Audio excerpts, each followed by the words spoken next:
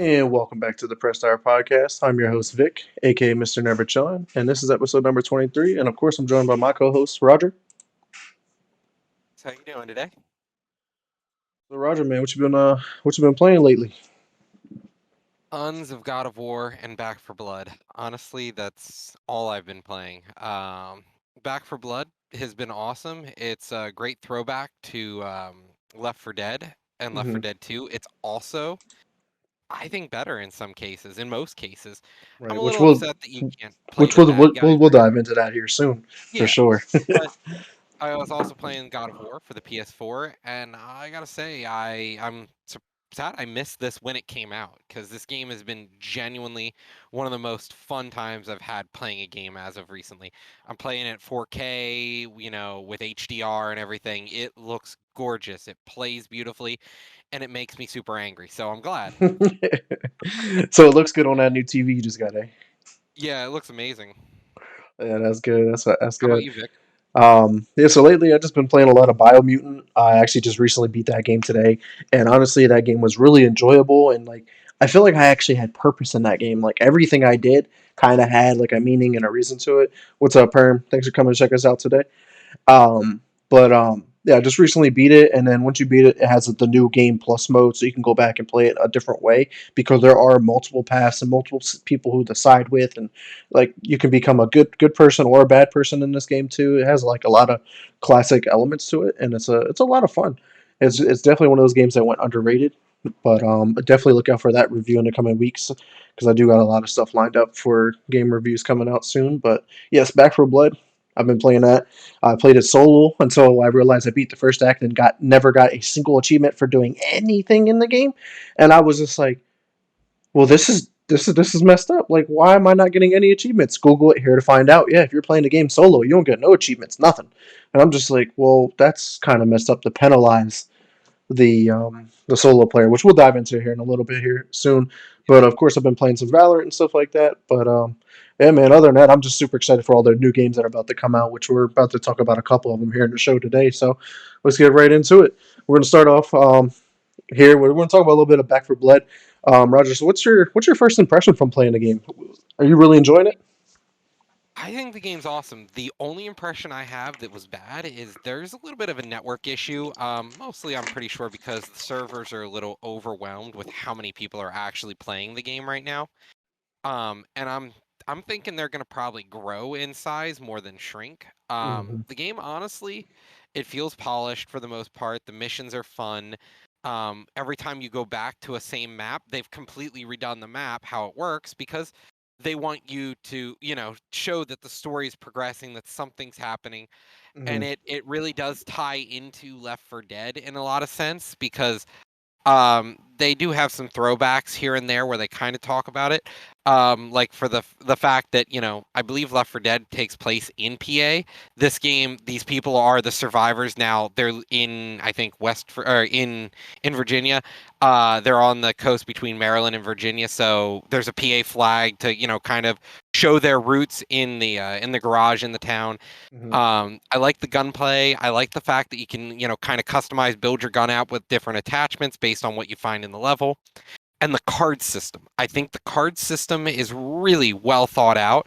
You build a 15 card deck for whatever game mode you're in, and the first card is automatically applied to your character, and then you choose one card from the first five after that. So 1 through 6, you get two of those cards, the first one and one of the next five, and the deck sort of rotates through based on the order you want it to show up. So you can kind of build your character as you want to play the level, and you can kind of choose your build to progress in.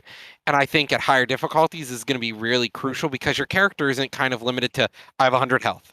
That's it. It's no, I have as much health as I can physically put into that character, as much stamina. I have nothing wrong with the game. I really love it, and I've been playing it with a bunch of different people. So I've been rotating, but every time I rotate, I get to keep my like my playthrough progress, and then they just get to join in and take over bot. If they were already playing, it loads their kit back in that they had. If they weren't playing with me, then it says, "Hey, choose X amount of cards up to where you are in that arc, or in that act," and I think that's really awesome.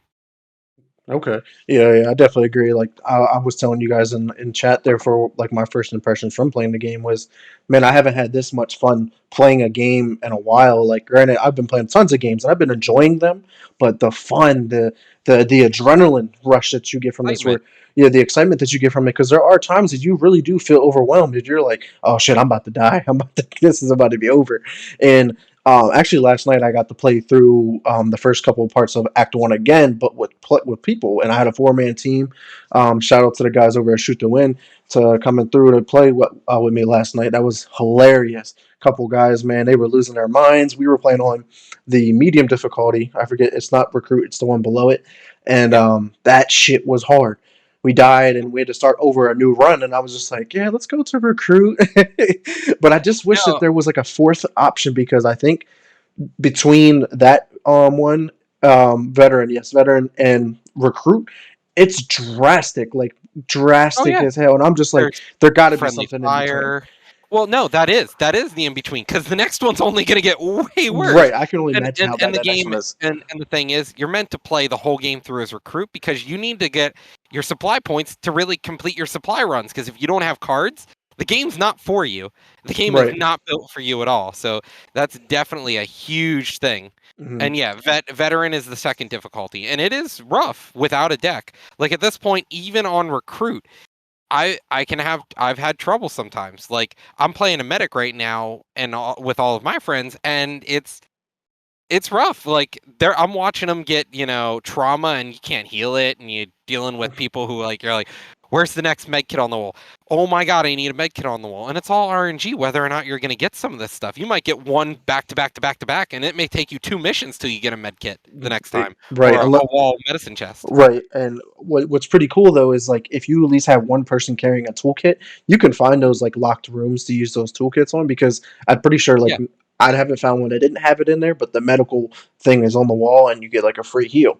And I was just like, okay, so I Yeah. started personally carrying the toolkit. Just I'm like, yo, I got the door. Come over here. Let's go. Let's restock up, because that room is like loaded with inventory. It's Yeah. pretty cool to Now, find those. the further you get into the game, it can get more or less too. Like you'll open it up and you'll be like, "Wow, I got 100 coins and a shotgun that is That you don't need. green." Yeah, and you're like, "Wow, I wasted a toolkit." Like I think it really suits you to play with players who are willing to change out their loadout or have a Mhm. different loadout based on what the team's playing. And because like I have people who are like, oh, I'm gonna play with toolkit, and I'll have like 3 of them, and I'll be over here with a defib, and I got one. It's like you die once, I'll bring you back, and let's go. Because there's times where the game's like, okay, we're just gonna keep sending enemies at you. Right, yeah, definitely. Like the whole hordes too are can get intense. Like if you keep setting off like different things and hordes keep popping up, you're gonna get fucked Yeah. really Oh yeah. quick.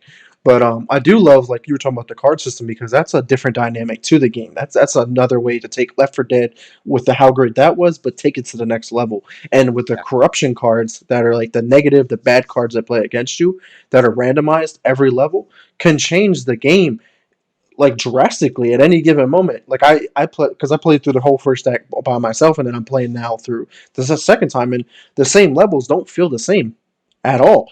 And I was just Yeah. like, yo, this is crazy. I love this thing. And yeah, I definitely agree Well, with Phil. and The fog is crazy in the game. I was like, yo, yeah, this shit's real.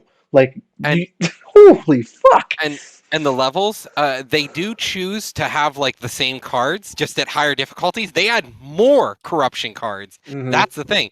Like one of the levels has a hag, and a hag is one of the worst things you'll ever fight in Act Two. And you're like, Jesus Christ, this thing tears. It makes the ogre look friendly.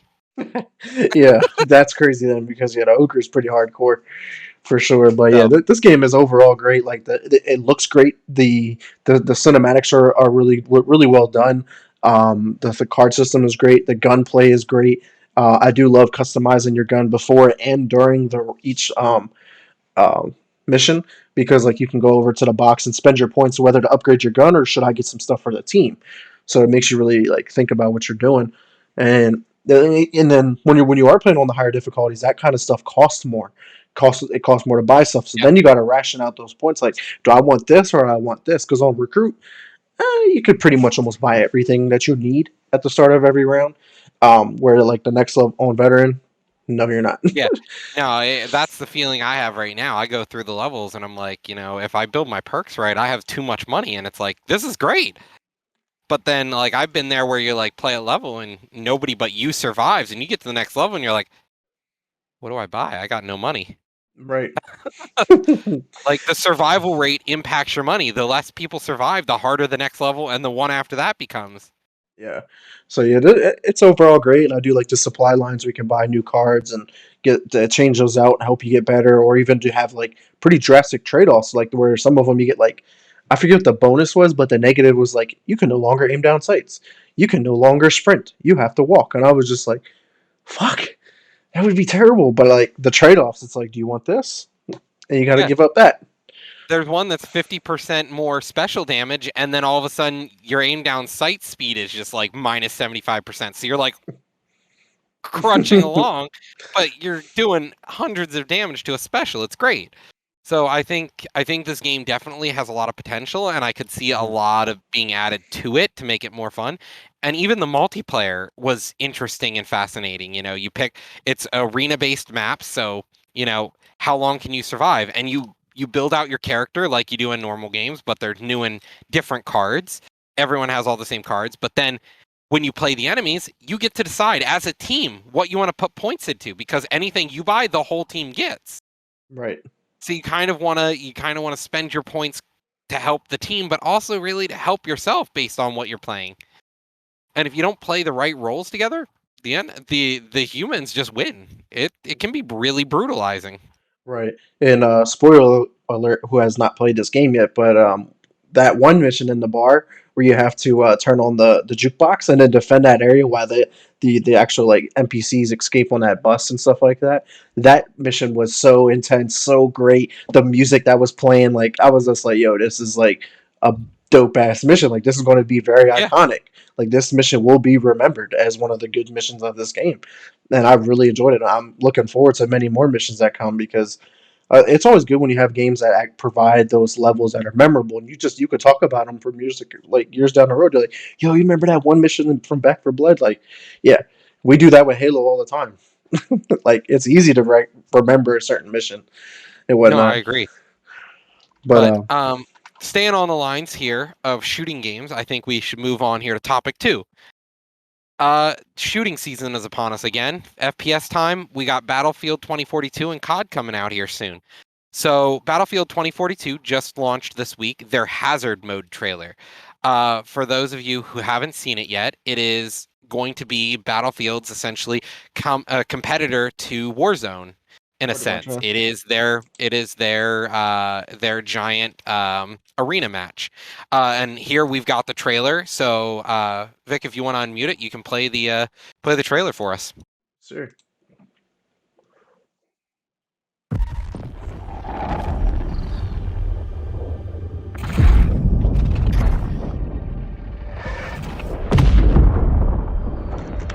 I think the world just looks so beautiful. I agree. Extremely detailed. I'm not gonna lie, with the whole satellites reminded me of the event from Warzone with the satellites that we enjoyed. Yeah. No, I agree. And those satellites were really interesting because you got these great powers, but in this, you have to fight for these. Right. Yeah, that's how you like. Apparently, you're gonna score points from collecting these and whatnot. And it's a one life mode, just like a normal battle royale, but this is like a different take to it. It actually provides like an objective, along with not only being a survival. Front secured!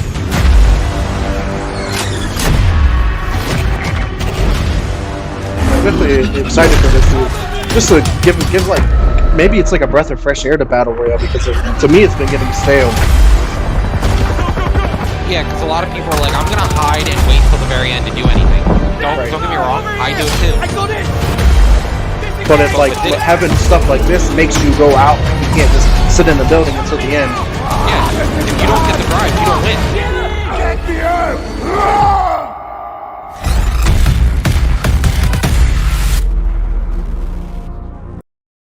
Yeah, so that looks really good. I'm super excited.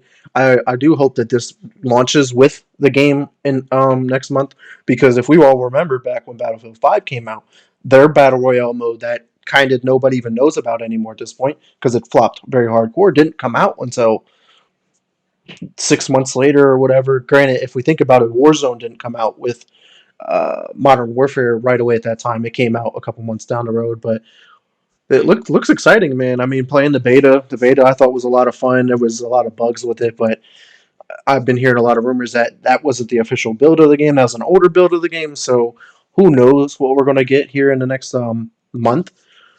But I am super excited.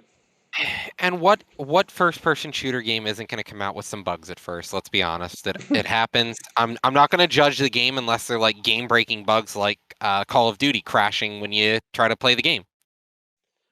Right, yeah, exactly. And it's just like, if we think about it though, we all have like these new, like most games that come out all have like these issues, and we just got to be used to them now at this point, even though we shouldn't. Like, especially like that's going to be the hardest part about Battlefield, going up against like Halo, for instance, because Halo is going to have its foot up on Call of Duty and Halo, the fact that it's free.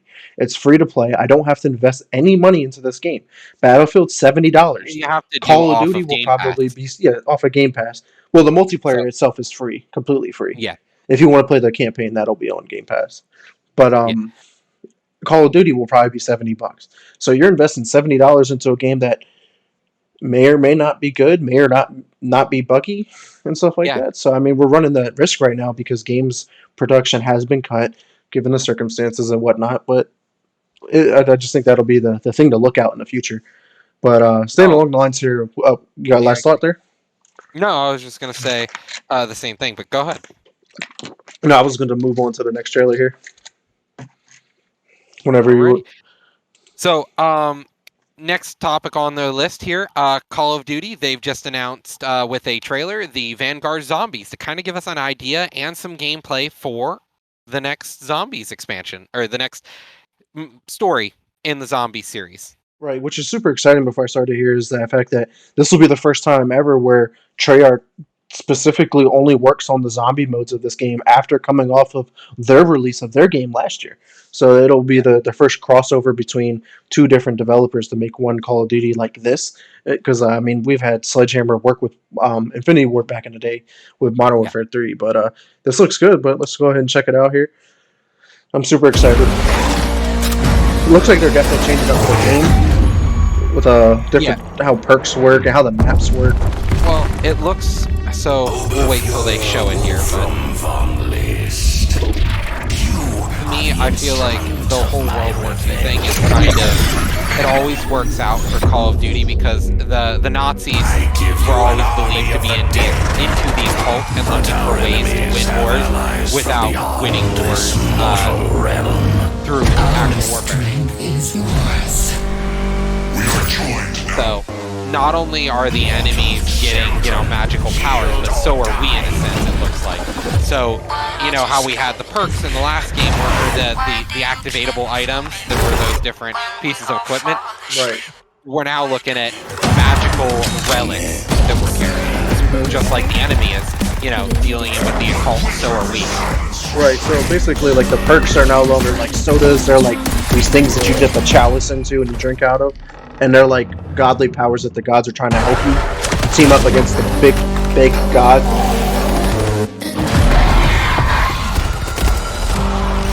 I love that they're bringing back Shino Numa. I'm super excited. One of my all-time favorite maps. It was a very good map. It was one of the first really big open maps. Well, yeah, because we went from we went from Doctor to Varuk to Shino Numa. Looks intense. It just looks like they're building off what they already had, and they're combining a lot of the modes from the regular round-based zombies and that new zombie mode that they introduced with the whole you can do different like objectives in the mode in zombies as well. Yeah, I'll be honest, I'm really into the new zombies ever since they really made it about completing an Easter egg that beats the level for me. Because, I'm not a fan of, the fighting forever, but with this, I'm super excited about another story. Right, and speaking about zombies, me and you still have to hop back on and check out the new map that just came out Yeah, recently too. I and know I'm planning to do it too. Al's been hitting me up like every day, like, "Yo, bro, when we're playing," I'm like, "I gotta figure out a day that works best for everybody and whatnot." So hopefully we can check that out soon because it looks like a lot of fun. And then seeing this trailer, man, like, because you figure this is right around the corner too. This is Yeah, it November gets me 5th. hyped. We got a month to beat the current zombies and get all of them done for Cold War. So, but moving on here to the main topic of the Press Start podcast, gaming news. Staying in Call of Duty world, Call of Duty now has a new anti-cheat engine being rolled out, I think, this month or next. Yeah, So, so Vic, do you want to talk a little bit about the anti-cheat engine, or shall I? I can start it off here. Basically, they announced it the other day. It's called Ricochet, and it's supposed to be pretty much down like it's going to be a kernel level driver on the PC as well. So it's basically like one of the best potential anti cheat systems that are out there. But what are your take on it? Do you think this will actually be good, or do you think it'll? So this is a drawback here to when I first had my qualms about Riot doing it, because that's what Valorant uses, a kernel level anti-cheat engine. So you can't spoof the anti-cheat engine because it boots with the OS before everything else boots. So you're allowing this to start there so that it can stop anything coming after it, and you can't get ahead of it really and pretend you're a part of the OS. So for me, I'm a little worried now that I have to have two kernel level anti-cheat engines, one for Valorant and one for COD. So I Mhm. don't know. I'm kind of excited, but also at the same time, I'm not sure how this works with the Xbox and the PlayStation world so far. But for me, I think this is what Call of Duty needs because Warzone is plagued with just cheaters. It's unplayable. Everyone you talk to is like, I get a cheater. 8 times out of 10, it's like, well, am I even playing the game or am I just playing lobby simulator at that point? Right. But with Ricochet, apparently someone leaked the coding or something like that of how Ricochet works. So all these big companies that are producing these cheating hacking softwares are taking it and trying to make a cheating system for Vanguard and to go around this new anti-cheat. So I'm curious to see. There's a lot of rumors going around that Activision had leaked it on purpose to see how people react to it, and then also may have leaked like something that's not even the real thing. It's something completely different, just so people can go worry about producing a wrong hack system for a wrong Oh yeah, like coding. So that'll be interesting to see how this all plays out. Because if Ricochet works, I'm down to get back into playing Call of Duty and Warzone, especially with the new Warzone map, which we're going to talk about here soon. Because I don't play Warzone anymore because of the hackers, and I don't play Cold War multiplayer because it's just garbage. So, yeah. I'm with you. I like Cold War was fun on the campaign, as I've said before, but I didn't really get into the multiplayer. I think I played 1 or 2 games and I was like, I'm good. right, I'll play Valorant. right. I'd rather go So, sweat over there. but It, if we want to keep talking here about Warzone, Warzone just had new images for its map on Twitter. It looks like we're going to be going to somewhere, like a jungle map, a jungle forested kind of hot zone map, something like Vietnam style looking. So, what are your thoughts on this, Vic? Heavy foliage. It was very mountainous. right. So I'm definitely curious to see if this is the Ural Mountains map that apparently leaked months back, thinking that we were about to get it already. Like that was the next iteration of Warzone during Cold War, because it would have made more sense. Because Cold War was during a time where like people we were in Vietnam, we were all over the world during the Cold War time. Where World War Two, yeah, World War, but we were in this that particular part of Europe that I don't think has that kind of like jungly mountainous areas. I mean, but it might do. But I Europe mean, really doesn't have much of that. We were in the Eastern Theater mostly in World War II and right, past that. right. We cared That's what I about. was alluding at too. So it was just like I wonder if how this map plays into like because this map or the game is World War Two, and if this map Yeah, doesn't look like World War Two, I wonder if this was just it got delayed and that they're just calling it the new map for this. yeah. So Or it uh, may be something to deal with the Pacific Theater. Who knows? right, So, but it also plays I'm into the fact that I don't know if everybody knows, but Vanguard is supposed to be about World War Two, but an alternative reality where the war never ends, and like and then we'll see how that goes. Because if that's true, like I talked about before, that opens up many possible uh, routes that they can go with content too. Yeah, because at that point they're saying that Soviet Russia probably fell. We're looking at the Eastern Theater just crumbled, and Germany kind of takes over Europe. So if this is going to be another one of those COD games where it's all about specialist units, people who are going around and trying to really harass the German line. So we complain about the World War II games, but at this point, I'm kind of excited for this game because I liked the story of Cold War, and I'm hoping that we're gonna get another good story from Call of Duty out of this one.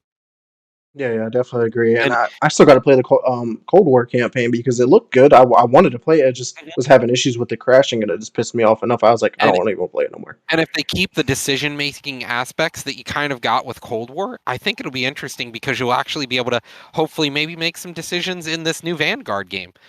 But Hmm. because it's made by a different developer than Cold War, we may not get the same style of gameplay, as Right. Call of Duty does.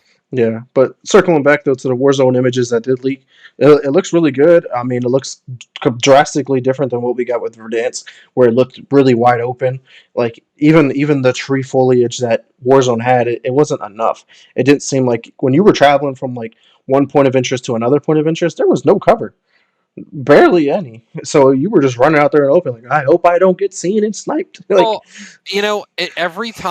every time we ever tried to run towards stadium, it was duck shooter simulator for us.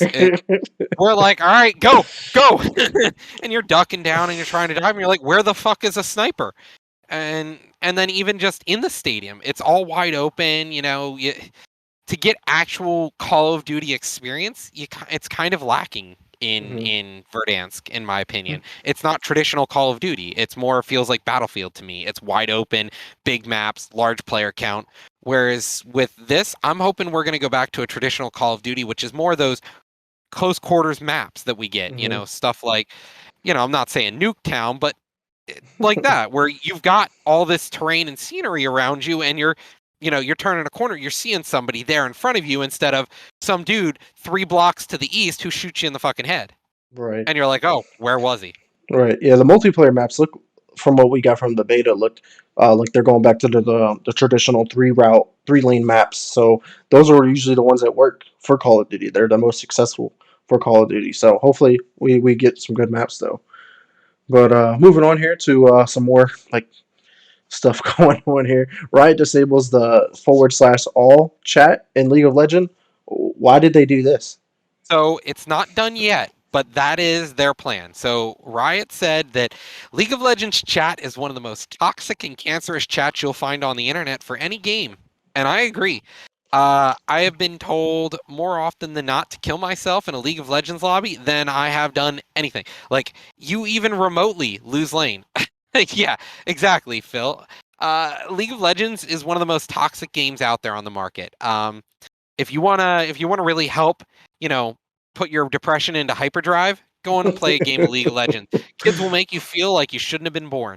And the biggest issue is it's always your teammates. It's never really the enemy. So right now they're removing all chat, even though your teammates are really the ones that are the most toxic people in the game.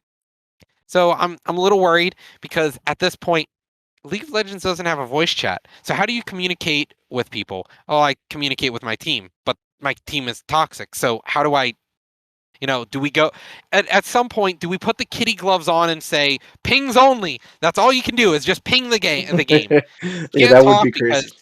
yeah, it gets a little excessive because I think Riot at this point, they make tons of money, but they've given up on the idea of chat, just chat monitoring. They're like, I don't care. Go fuck yourselves. And they do automatic chat filtering. They do automatic chat bans, and it's like doesn't really work that well anyway. Right. I've been told to kill myself more often than not, and nobody gets banned. Right. But it hearing this kind of stuff makes me just think back to the Modern Warfare 2 game chat, like those lobbies, how toxic those were. Like, if we made it through that, I'm pretty sure most people can get through the League of Legends, like typing shit to me. Like I don't get it. Like I rather And if someone types it you to can me, it's not turn it gonna off hurt me. already. Yeah, Oh, you so you can can turn it turn. off, then you're fine. Yeah, If it bothers you but that bad, they're turn it just off. gonna. Yeah, so they're gonna disable it across the globe, and then listen to each region, and their choices are they ban it for everyone permanently. They ban it based on the regions where it got good feedback. They roll back the changes altogether, or they just do something in between. So that'll be interesting. That'll be a developing story and see how that plays out for sure. Because League of Legends is It's a big really game. So and it's going to influence the market, in my opinion.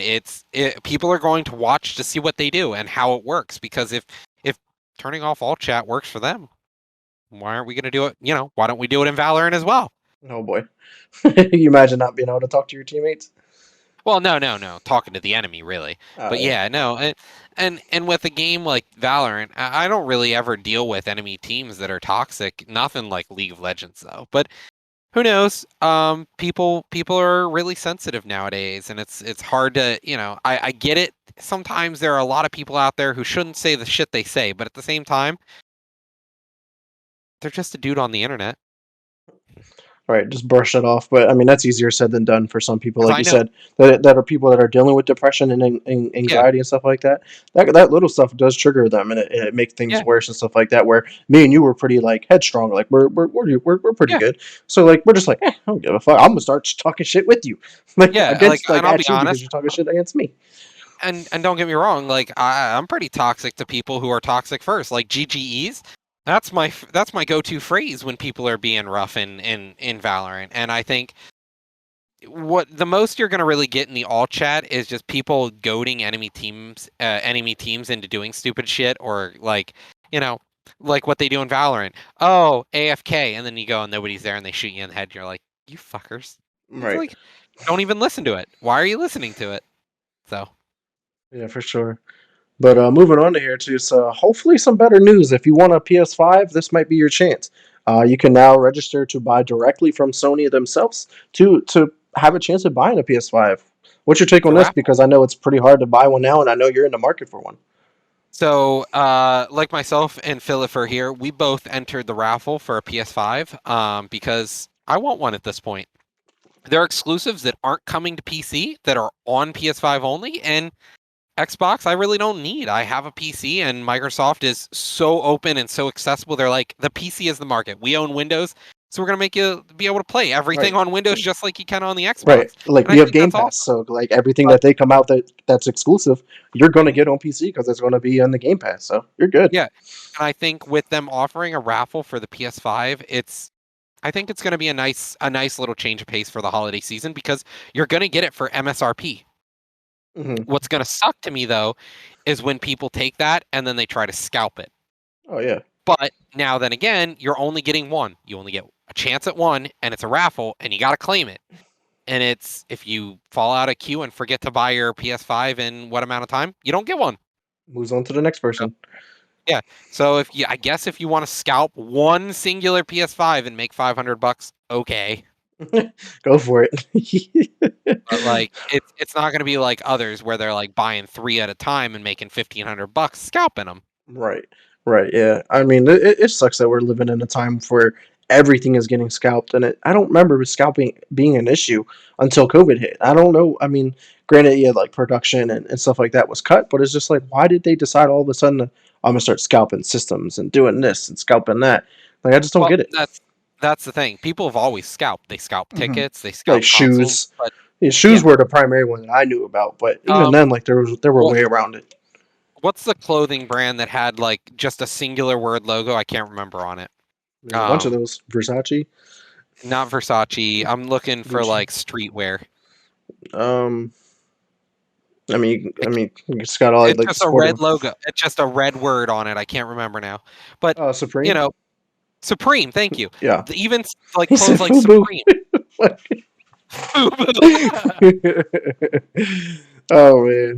Well, yeah, like the Supreme logo clothing. That shit, people will scalp that. You're already buying a piece of clothing that's like $200 for a T-shirt, and then you're going around and scalping it for 400 because they have artificial scarcity, and it's crazy to me. People are just going to scalp because it's an easy way to make a dollar.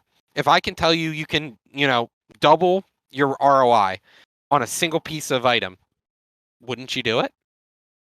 I mean, with good morals and good ethics, no. Yeah, well, But I know what you're that's talking the about. thing. It's illegal. It's illegal, but and it just isn't ethically right because all you're doing is stealing from somebody else who wants it for what it was originally worth. So yeah, there's some issues, but what are we gonna do? So if you want, we'll post it on the description of this video in YouTube, and we can share you a link. But if you have a PlayStation Network account, you can enter the raffle as well. Cool. Yeah, I'm not really in the market for a PS5 right now, but I do want to get one just for their exclusives because, like like you're talking about with God of War, I missed out on God of War. Like I said, I have it on PS4. I have a PS4, just never played it, and I got that like plenty of years after all that kind of stuff came out. So I was just like, I kind of missed the hump. And I was just like, I'll get to it when I get to it. And now that I'm getting more into playing games and beating them at a much faster pace, then yeah, I definitely want to grab a PS5 for sure. But moving on here to the competitor, Xbox Series X mini fridge. It just kind of. I love how they turned a meme and they were like, "Let's go make some money off of this meme. Let's actually do what they made." I mean, any good marketing department does this. Like Arby's was big on their memes for a while there. Wendy's was, people were like, if our Twitter game is strong, then so is our sales potential because people are going to be seeing our message for almost free. We're only paying somebody to post this shit. Well, now they're like, well, people want it because it looks like a mini fridge. Let's just sell them one. People are going to buy it, and then people are going to also scalp it. I can guarantee Oh, this shit is like going to this get is scalped. probably going to. Oh yeah, easily. So 100%. Because at this time it'll be a collector's item. Because yeah, my guess is that they're only going to make an X amount of them that we know of, and first come first serve, and they're going to be like we're going to look at it like 10 years down the road, like yo, you can get that Series X mini fridge for like $1,000 or whatever. Like what? That's insane. But yeah, the release date comes out. It's on the 19th, so you got a couple of days here. So people who are viewing this live, it'll probably already be out then for you. Unfortunately, you probably have missed the opportunity of ordering one for sure. But nonetheless, I mean, looks cool. Looks just it's a little bit bigger than the actual console. You can fit like 10 cans into it, like 12-ounce it's a cans. meme. So I mean, I watched someone who already has this on a video. They put their Series X in the fridge and then close the door. Like you can actually, it's like perfect size for it. It's pretty hilarious. But and it has a USB port on it too. So you got your mini fridge on your thing. You got your Series X over here. You can plug it in if you need a charger controller. Grab a drink if you need one. It's a perfect setup if you ask me. If you're an Xbox fan. Yeah, it's a meme that if you really want it, I guess it's there for you. But so moving on here to the third and final console, Nintendo Switch. Nintendo Switch. Yeah, we know about the OLED and everything like that, but we recently saw at the new Nintendo Direct earlier this month, I think it was. There's a new expansion pack to your Nintendo subscription. You get Nintendo 64 and it's not Sega Genesis, but Nintendo. You get two Nintendo consoles. It's a Sega Genesis. Yeah, it is a Genesis. Okay, Mhm. so the Sega Genesis and the N64 are going to be adding like over 30 games from those consoles onto the Switch that you can play off the store with this expansion pack. I think it's $49.99. You can have some of these classics that you may have missed out on or may have missed a remastered version of. Um, so yeah, it's cool. What are your thoughts, Vic, on them trying to ride the nostalgia wave? Do you think it's too much, too little? It's perfect, and we talk about it all the time. It's game preservation, and this is it's already hard to find an N64 or a Sega Genesis that isn't too expensive either, because when I was just at that gaming convention at Too Many Games, they were selling those consoles for 150, $200. No one that wants to just try those out wants to spend that kind of money to probably play for like a day. Because I have an N64. I never touch it. Like, so this is going to be a way to like, oh, I'm bored. Let me just go back and try in a game that I grew up It's with the or something like. nostalgia wave. Right. Yeah, So, but for $50 a year, that's not bad. I think that's yeah, a and they're reasonably going to priced expand too. the collection. Right, and it keeps getting better, and they also have a family membership as well. So if you can have up to eight accounts, it's $80 for a family as well. So that's not bad, and it comes out on October 25th. So that's about a week away. So that's Yeah, exciting as and well. And the pricing is great because Nintendo is notoriously bad for their pricing of anything. Trying to buy a game on the Switch store is highway robbery, really. They Yeah, never they go give on you a sale. little. Yeah, and they never go on sale, and they give you like 1% back in currency every time you buy something. It's the Nintendo Gold coins or whatever, but it's not really worth it. It's just, I'd rather get the physical copy of the game at this point on Nintendo Switch because I can get it for cheaper from Amazon or someone else. But with their digital selection now, them having this, I think they're taking a note from the Game Pass world and saying, hey, people are going to pay us a subscription, guaranteed money every year, $50 every year or 80 for these people who just want to keep playing games that we already offer or we already have copies of. Right. And the fact that they have, like, they have one of the biggest catalogs to pull from for games over the generations of years, like from the Sega Genesis to the N64, the Super Nintendo. They can do the GameCube. They can do the Wii. They can do the Wii U, like what they've been doing already with the Wii U games because they've been bringing those over to the Switch. Like, this is perfect. And this could legitimately be their answer to Game Pass just on the Nintendo market because they could start adding Switch games to this if they really wanted to. And I mean, they'll probably have to up the price from $50 a year to like 70 or 80 if they did that. But I that would you pay that if you could get every Nintendo exclusive game on a Game Pass subscription? Would you subscribe to it? If I could get it, yeah, I probably would. I would probably subscribe to a Nintendo subscription if they added every game in their catalog. There's a lot of games out there that I want to play. And like for the new Animal Crossing expansion, you actually need to get this expansion packs to get it. Because we'll talk about that here in a second, but the new Animal Crossing Happy Home Paradise for New Horizons, you have to have the expansion pass.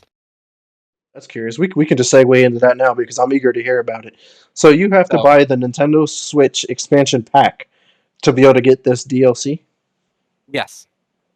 I think that's kind of messed up, if you ask me. Well, But well, why? this DLC is essentially a completely brand new game put within the Animal Crossing game already. So New Horizons at this point is becoming a game service as opposed to just a singular standalone game. They're going to keep adding to it. Yeah, we got some cool updates over the past year and a half, I think it is.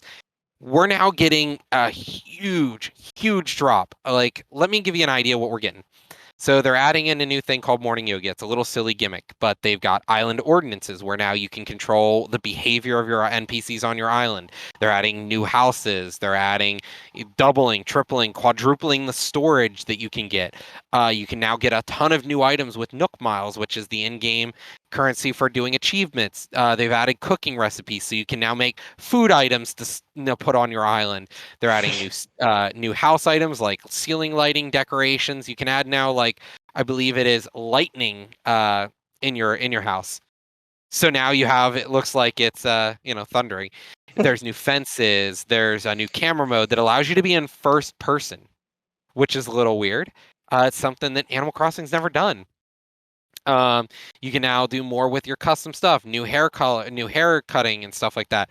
Now there's a new Island Life app coming for in-game smartphone that basically gives you tutorials, new KK slider releases. They're re-adding gyroids, which are one of Animal Crossing's like main staple items for decorating that we're kind of missing. It's one of the attacks for the villager in Super Smash Bros. It's those little fire hydrant guys that dance.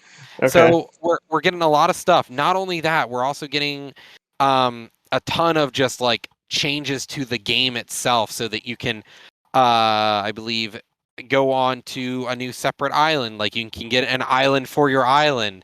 So like there's a getaway place. Your character can go work on other islands as a person who works in the airline so that your character can be out and about around the world. So there's a lot coming with this new Happy Home DLC. And there's it's about creating a paradise island in addition to your already New Horizon island. Okay. Yeah, that seems super interesting. I mean, I probably won't ever play the game, but it seems pretty cool that they're adding more content. This sounds like it's like you said, a whole new game. So, I mean, building off what they already have, but providing you with a lot more content. So maybe this will bring back the player base because I'm pretty sure that may have dropped off over the past couple of months, but it was really Yeah. high when COVID first hit. So, Are you looking forward to it? Are you gonna pick up the expansion? I'm not, but my wife will. So You'll get to try it out through her. yes, yeah, guess I'll be doing it because the DLC drops November 5th, and it will be $25. But if you get the new Nintendo subscription, it is included. Okay. So So you can still buy um, it separate then? yes, you can buy it separate. But it is you have to pay for it. So Okay. you know So it's their it's up to incentive you. on trying to push the expansion pack even more, Yeah. on top of it to give you like a hey, if you buy it, then you get this free expansion with all Yeah. this content. Yeah, and then the other thing that's interesting is now you can design indoors and outdoors as well as you get to now choose, what kind of island you want as your retreat. So you can do an ice island, a desert, you can do, a fall themed island, mountains, an island with ancient ruins. So there's a ton of different things you can do now. And they're also adding like kitchens, room adjustments, so you can change how the rooms work and how the rooms look. So there's a ton of things going to happen. And then there's now a new currency they're also adding so that you can buy stuff from the new Happy Home Island stuff. So this is almost a standalone game in itself. But they're just adding it on to a game that already exists, which we kind of talked about with the whole new Mario Party game that's coming out. Like, why didn't they just add to the one Yeah, that's already there and make that a like a live service model? But instead yeah, that they're just coming out with a brand new game, and I was just like, this is curious. yeah. No, I'm kind of with you on that one. But that's Animal Crossing New Horizons update. Happy Home. So on to our last topic of the evening here. We've got the 2021 DC fandom. Um, so Vic, how many of the trailers did you end up seeing so far? So I watched Black Adam, Hmm. um, and the Batman one because I actually saw that because I didn't even watch Fandom. I tried to when because I was working, and I tried to watch it, but I couldn't. But I seen the Batman trailer during the football game today, so that looked really good. I've been a big fan of this one coming out. It seems like a much darker Batman again, where like I think they're going to do really well with this one. I was just curious with the character choice, like the actor choices and stuff. So Yeah. it looks really good. Black Adam looks very exciting. I'm a huge fan of The Rock. Rock does a lot of movies, and some stuff is really good, and then some stuff is just like, all right, it's average. But I think this is going to be his time to shine as a superhero, and I think he's a superhero, whatever you want to call him. No, he's a super villain. Yeah, he's like a super villain, like, but I feel like he could be like an anti-hero or like a Oh, Deadpool he's or like a well, Venom. he's the enemy of Shazam. He's Shazam's arch enemy. And Black Adam, it looks really good, especially after coming off of Shazam not last year, but 2 years ago, I think it is now, 2 or 3 years ago. I'm really excited for Black Adam. This movie looks really, really good. So far, the trailer looks interesting. It's kind of dark and gritty. I like that. And if it's anything like Shazam, I think we could be seeing potentially new writing that will breathe life into DC. Yeah, because Um, they've been struggling, especially you know, compared to Marvel. well, they keep firing the people who are genuinely writing good movies. The Justice League, they had a good writer and then he left and then they went to shit with the movie, or director that went to shit. He came back, redid the whole thing and recut it together, and I hear the movie's great. Yeah, the From director's cut. friends who like, That's yeah, like 6 hours so long or whatever. yeah, so it's like 3 or 4 hours long, and I honestly think DC just needs to be reinvigorated with new writing because like the TV shows do pretty well sometimes. Um, but I think we're seeing a lot of just bad writing from Warner Brothers Studios because I think that's who owns it all, right? Yeah. Yep. Yeah, Warner Brothers Studios, they're kind of just not doing very well. And with this one, it's produced by DC Films, and it's only distributed by Warner Films. So like, hopefully, we'll see a little bit better. A new DC. I'm really hoping. I'm not going to say they're going to be able to compete with Marvel, but I'm hoping that at least the people who like DC, like myself, I'm a fan of Batman. I'm currently reading the current Gotham City arc, which is Fear State, and I love it. Hmm. But then I want to go watch a movie or something, and they're not very good. The Right. writing is always poor, or it feels like they start out good and then they're like, "Oh shit, we forgot we got to end this movie," and then they try to rush to end the movie, and it's like, Yeah, Hey, that's no fun when you're trying to experience something and actually genuinely enjoy the story from start to yeah, finish. just let the movie run as long as it needs to run. Don't try to squash it in there. And I think that's what we're getting a lot of times. Marvel has been really good about, we're going to write a 2-3 hour movie. You're going to sit through a 2 or 3 hour movie if you want to see the movie, Right. and you're hyped about that and you'll sit through it. Whereas DC's like, movies are supposed to be an hour and a half. No, No, not who? superhero movies. No, like we've gotten to the point where our attention span isn't that bad. Like people will sit through something that's written well. There are so many movies now that you don't need this like formula anymore to try and get people to watch it. If you want a good movie, you got to I write mean, a good movie. honestly, look at the top movies ever in history and look how long those movies are. Titanic, 3 hour movie. Avatar's Mhm. up there, another 3 hour movie. Avengers Endgame, another 3 hour movie. Any of the Star Wars movies that are up there, almost a 3 hour movie. Like they're at least 2.5 hours long. Like these movies are not short, and then sometimes they're not long enough. Even then, Yeah, a lot of these movies, popular, best movies of all time, like Spirited Away, an anime movie that people hold in high regard. 2 hours and 5 minutes. Pulp Fiction, 2 hours and 48 minutes. You've got The Silence of the Lambs, an hour and 58 minutes. Inception, 2 hours and 30 minutes. There are just so many movies out there. Lord of the Rings is another one. yeah, If you want to write a good movie, write a good movie. Don't try to fit it in, cram it in. And I think that's the issue we're getting with a lot of these DC movies, that they're formulaic. So I'm excited. The Batman trailer that just launched is going to be about Batman versus the Riddler, but we're also going to see the Penguin and maybe some other people, because there were some people Batman was talking to that we didn't get to see because they were off screen at the time, right. I'm sure Joker's in there somewhere, even if it's and like a that might have been glimpse. off screen. Right. So that'll be So, exciting for sure. But there were two games that they showcased at this convention or live show that they had. Suicide Squad, Kill the Justice League trailer or like story trailer was released. That looked really good. I remember when they announced it a few years back that I was like, "Yo, this is going to be great. This is like a different perspective. Like you're playing as the Suicide Squad hunting down the Justice League. Like you're going after you're going after like Superman and Wonder Woman. Like you're going after these people and trying to kill them." And stuff like that. So I'm super excited to see how that plays out and see what kind of gameplay gets done with that. And then the other one, Gotham Knights, which will be a 4 player co op where Batman is apparently dead in this universe, and you're playing as all his sidekicks and trying to well, take care of Gotham, the whole Gotham City.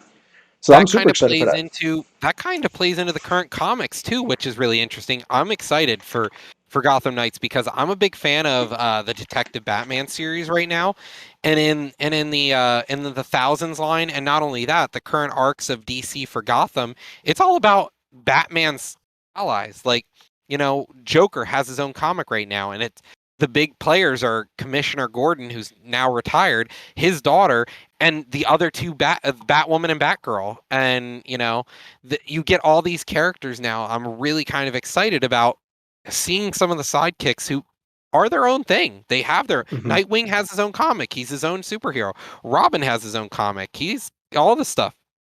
Right, and I think it's So, super exciting with Gotham Knights because it's going to be a 4 player co-op game. So I'm excited to play that with a group of friends. Like that's going to be a really, I think, a badass movie and or I game, think, especially set in that time era. Like if the Batman Arkham Knight and all the Arkham Asylum, all those games that came out over the past decade, I would say, because they've been out for a while. If that's anything to go by, those games were really good. And if this has anything to follow up with, it's going to be a good one. and one of my favorite parts about it, it's the Gotham Knights versus the Court of Owls. The Court of Owls Mhm. has always been one of those fun bad guys in the universe. They're kind of like a secret institution, like the Freemasons behind the scenes, or like the Illuminati. They're the secret organization that you don't know who's a part of it, and you don't know who's pulling what strings. And I think that's cool because they're all these masked. They're actually wearing masks, physical masks. So I'm kind of excited because I like these characters, and the trailer looks interesting. We get to see the Penguin again. And he seems to be a big power player in this new game. Right, and maybe with these games it'll help spark my interest again in the DC universe because, to be honest, I'm not a fan of any of them. I mean, my girlfriend loves Aquaman. That's about it, and that's the only one that I've recently watched that I thoroughly actually enjoyed. The new Wonder Woman was I'm not a fan of. It was kind of garbage, if you ask me. Yeah, And I Batman agree. hasn't really been good in the past couple of movies or iterations. So it's just been a lot of up and down. I do want to check out the Justice League, especially the director's cut. So I definitely want to get all that. Uh, right, yeah. Everyone loves Aquaman just because of Jason Momoa. Yes, I know. It's an eye candy thing. Right. I mean, but the movie, I enjoyed the movie too, and I am not for him, but the movie was actually pretty cool because it was something different. Like, great, given yes, it's Aquaman, you're going to be underwater. That setting is different Hmm. compared to being in the cities or in the rural Oh well, area and stuff like that. all the stuff DC lately is like Gotham, Batman. Let's monopolize Batman, and it's like, and the last Superman stuff hasn't been very good. Yeah, right. So I mean, it'd be interesting to see. But back to the two games though, Suicide Squad and Gotham Knight. Guess what, guys? They're coming out in 2022. Well, at Just this point, the end of yeah, the year's here, so it's less a meme now than just a fact of reality. If you're going to launch something, we're going to see it next year. So they didn't release the specific days either. I no, don't yeah, believe it nope. just said 2022. Yeah, because Gotham Knights was supposed to come out this year, but got delayed until 2022, which is okay. Keep delaying the game if it's only going to make it better, honestly. Yeah, no, I agree. So, moving on to our final topic of the night, the deep freeze moment. Do you want to get us started here, Vic? Yes, sir. So the question that we got here for y'all tonight or this week is have you ever pretended to be sick just so you can like or say you had something or something was wrong just so you can stay home and play a game? Go ahead. I know you probably have done this at least once. Oh yeah. Well, that's the thing. Not only have I faked being sick, I've gotten myself feeling like shit and then called off because I played games all night. Like I've been there where, you play until 7 in the morning and you go, "Oh shit, I gotta go to school." Um, Mom, I'm sick. And then you go lay in bed for an hour until they leave, and then you're like, "All right, I'll go play some more." So Right. yeah, honestly, I don't. There's very few times I think anyone has not tried to skip a day of work to do something more fun. And like with video games being one of the top entertainment industries right now, who hasn't tried to skip work to play a game? Fair enough. And Yeah. honestly, like I've been known since I've started work, even, but even back during when I wasn't working when I was in high school, is every year Call of Duty came out. Guess who took off work or took off school for the night of the release up until the weekend? This guy, because I wanted Yeah. to play as much as I could in that first week and get really toxic because I was really good at Call of Duty back in the day. Granted, I'm still fairly decent now, but it's not to the level of what I was then. But it's just like because I invested so much time, I was playing 12 hours a day. Can I do that now? No. 12 hours a Yeah. day, okay. I could if I really took some time off. Right. Like Didn't I have to know go to that I'm work, gonna. do anything Yeah, else. like I know I'm taking a week off in November and I'm just going to be playing video games the whole week and probably streaming. But like, you know, yeah, that's my thing too, Bruno. It's like, maybe I should go to work and not get in trouble for being out because I don't want to lose my house, but at the same time, shit, dude, I'll play the crap out of these games, especially back in high school. Right. One of them that definitely I remember the most was when Halo 3 ODST first came out. Boy, did I skip a lot of school for that game for some reason. I was just like addicted to playing that one. And um, It was a good game. I was like, oh, I'm sick. I'm not feeling good, blah, blah, blah. And like, even had a couple friends come over and check on me, like, yo, you good, bro? I heard you were sick. I'm right here playing Halo. So it's just like a lot of great times of either skipping school or skipping work just to thoroughly enjoy a game. Like Well, and the and game it's has not to be really that good skipping, too. just taking a sick day, Right. really. It's just pretending to be sick and taking a sick day from work. You still get paid, but like, are you really sick? No. No. Sick of work, maybe. Yeah, sick of work. But it's crazy to But think that when you really enjoy when a game is that good that makes you want to do that kind of stuff, you know a game is that good when it does that. yeah, very rarely do I skip work to play a It's game, been but a when I while do, for me. I'm like, wow, I can't put this down, and I was up till like I played a game before where I was like, oh, it's 3 a.m. and I gotta work it. 7:30 tomorrow. We used to do that with zombies when zombies was like big to us back then, and we would stay up all night when the map pack Yeah. first comes out. We're up till fucking 6, 7 o'clock in the morning. We're like, fuck, I got work, or damn, I got school tomorrow. Like, And guess who's it not comes going? out on and they'd always release it like on a Thursday, so you're like, shit, why you got to release it on the day right before, one day before the weekend starts? Why didn't you just do a Friday night so I could play through the weekend? But no, they were like, it's a Thursday night. And then you're like, I have games that still launch on Fridays, and you're like, I'm at work and everyone else is playing the game, and it's like, Right? so Yeah. I'll take off, I'll schedule an annual day just so I can stay home to play a game on the day it comes out. And it's like, it sucks, but not everyone works a Monday through Friday either. So Right. Yeah. Fair enough. So yeah, I think that was a good one there. It's always cool to hear any stories. But if anybody has any questions that you would like us to answer, just hit us up. We'll definitely throw it onto the show. But anything from you, Roger, before we close out the episode? thanks guys for coming out, viewing us live, and actually talking in chat. It was quite nice because some people were able to actually have some good constructive input. Some nights we don't get anyone. So Right, thanks. it's all good. But yeah, definitely want to shout out to everybody who did check us out live and who checks us out later on YouTube. It's always great to have people engage in the conversation. It just makes the content better, honestly. And definitely check out new episode of the Talk Show with Vic this coming Thursday. I'm bringing on a great woman, Ashley Pope. We're going to be talking about her journey from Pennsylvania to moving to the West Coast. We're going to talk about her fitness journey and her journey with becoming like a full-time like skater, realistically, and her partnerships and stuff like that. So definitely come check us out this coming Thursday at 7 p.m. But Roger, where can we find you at?